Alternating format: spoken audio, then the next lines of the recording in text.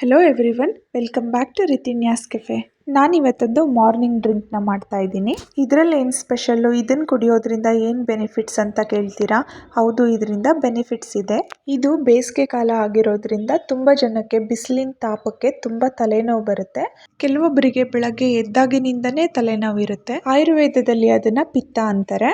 ಅಂಥವ್ರು ಇದನ್ನ ಪ್ರತಿನಿತ್ಯ ತಗೊಂಡ್ರೆ ತಲೆನೋವು ಕ್ರಮೇಣ ಕಡಿಮೆ ಆಗುತ್ತೆ. ಇದನ್ನ ಮಾಡ್ಕೊಳ್ಳೋದಕ್ಕೆ ನಾನಿಲ್ಲಿ ಹೆಸರು ಕಾಳು ಮತ್ತೆ ಕೆಂಪಕ್ಕಿ ತಗೊಂಡಿದ್ದೀನಿ. ನಾನಿಲ್ಲಿ ಹೆಸರು ಕಾಳನ್ನ 3 ಸ್ಪೂನ್ ತಗೊಂಡಿದ್ದೀನಿ ಮತ್ತೆ ಅಕ್ಕಿನ 2 ಸ್ಪೂನ್ ತಗೊಂಡಿದ್ದೀನಿ. ನಾನಿಲ್ಲಿ ರೆಡ್ ರೈಸ್ನ ಯಾಕೆ ತಗೊಂಡಿದ್ದೀನಿ ಅಂದರೆ ಕಂಪೇರ್ ಟು ವೈಟ್ ರೈಸ್ ಇದರಲ್ಲಿ ಫೈಬರ್, ವೈಟಮಿನ್ಸ್ ಅಂಡ್ ಮಿನರಲ್ಸ್ ಹೆಚ್ಚಾಗಿರುತ್ತೆ. ಹಾಗಾಗಿ ನಾನು ಈ ರೆಡ್ ರೈಸ್ನ ತಗೊಂಡಿದ್ದೀನಿ. ನೀವು ವೈಟ್ ರೈಸಲ್ಲಿ ಕೂಡ ಮಾಡ್ಕೋಬಹುದು. ಇದನ್ನ ಇವಾಗ ಮೀಡಿಯಂ ಉರಿನಲ್ಲಿ ಇಟ್ಕೊಂಡು ನಿಧಾನವಾಗಿ ಫ್ರೈ ಮಾಡ್ಕೋಬೇಕು.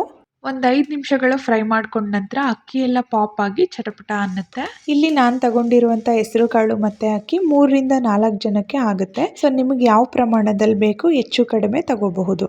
ಇವಾಗ ನೋಡಿ ಸುಮಾರು ಒಂದು 5 ನಿಮಿಷ ಆಗಿದೆ. ಈ ಸಮಯದಲ್ಲಿ ಒಂದು 4 ರಿಂದ 5 ಬಾದಾಮಿ ಹಾಕೋತಿದ್ದೀನಿ. ಬಾದಾಮಿನ ಮೊದಲೇ ಹಾಕೊಂಡ್ರೆ ಕಪ್ಪಾಗ್ಬಿಡುತ್ತೆ. ಅದಕ್ಕೆ ಅಕ್ಕಿ ಮತ್ತೆ ಹೆಸರು ಕಾಳು ಸ್ವಲ್ಪ ಫ್ರೈ ಆದ ನಂತರ ಹಾಕೊಂಡ್ರೆ ಸರಿ ಹೋಗುತ್ತೆ. ಇವಾಗ ನೋಡಿ ಹೆಸರು ಕಾಳೆಲ್ಲ ಕೆಂಪಾಗಿದೆ, ಇಷ್ಟು ಫ್ರೈ ಮಾಡ್ಕೋಬೇಕು. ನಂತರ ಇದಕ್ಕೆ ಮುಳುಗುವಷ್ಟು ನೀರು ಸೇರಿಸಿ ಅರ್ಧ ಗಂಟೆಗಳ ಕಾಲ ನೆನೆಸ್ಕೋಬೇಕು. ಈ ಕಡೆ ನಾನಿಲ್ಲಿ ಒಂದು ಬೌಲ್ ಬೆಲ್ಲ ತಗೊಂಡಿದ್ದೀನಿ. ಇದಕ್ಕೆ ಸ್ವಲ್ಪ ನೀರು ಸೇರಿಸಿ ಬೆಲ್ಲನ ಕರಗಿಸ್ಕೋಬೇಕು.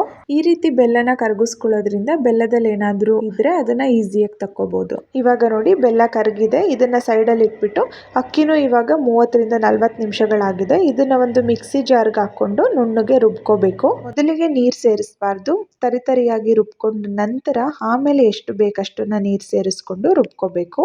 ಹೆಸರು ಕಾಳು ಮತ್ತೆ ಅಕ್ಕಿ ತುಂಬಾ ಗಟ್ಟಿ ಇರೋದ್ರಿಂದ ನೀರನ್ನ ಒಂದೇ ಸಲ ಸೇರಿಸಬಾರ್ದು, ಸ್ವಲ್ಪ ಸ್ವಲ್ಪನೇ ನೋಡ್ಕೊಂಡು ರುಬ್ಕೋಬೇಕು. ನೋಡಿ ಇವಾಗ ರುಬ್ಕೊಂಡಾಗಿದೆ. ಈ ರೀತಿಯಾಗಿ ಇಷ್ಟು ಸಣ್ಣದಾಗಿ ರುಬ್ಕೊಂಡಿರಬೇಕು.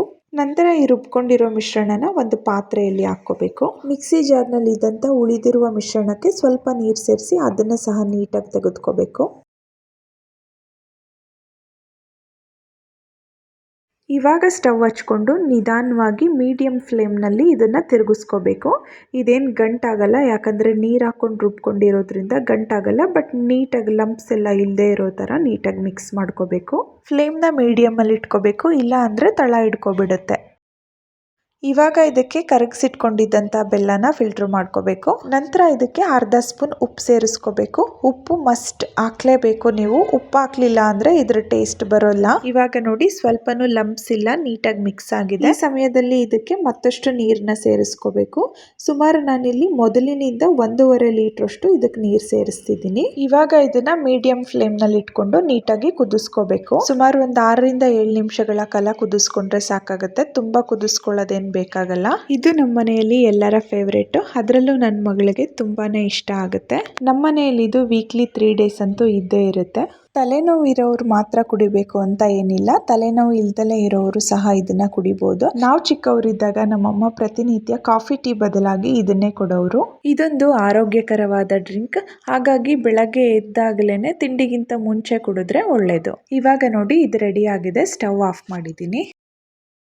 ತುಂಬ ಬಿಸಿ ಇರೋದ್ರಿಂದ ಒಂದು 10 ನಿಮಿಷಗಳಾದಮೇಲೆ ಸರ್ವ್ ಮಾಡ್ಕೋತಾ ಇದ್ದೀನಿ. ಕೊನೆಯಲ್ಲಿ ಸ್ವಲ್ಪ ಬಾದಾಮಿಯಿಂದ ಗಾರ್ನಿಷ್ ಮಾಡಿಕೊಂಡ್ರೆ ತುಂಬಾನೇ ಆರೋಗ್ಯಕರವಾದಂಥ ಹೆಸರು ಕಾಳಿನ ಮಾಲ್ಟ್ ರೆಡಿ ಆಗುತ್ತೆ. ನೋಡಿದ್ರಲ್ವಾ ಎಷ್ಟು ಸುಲಭವಾಗಿ ಮಾಡ್ಕೋಬಹುದು ಅಂತ.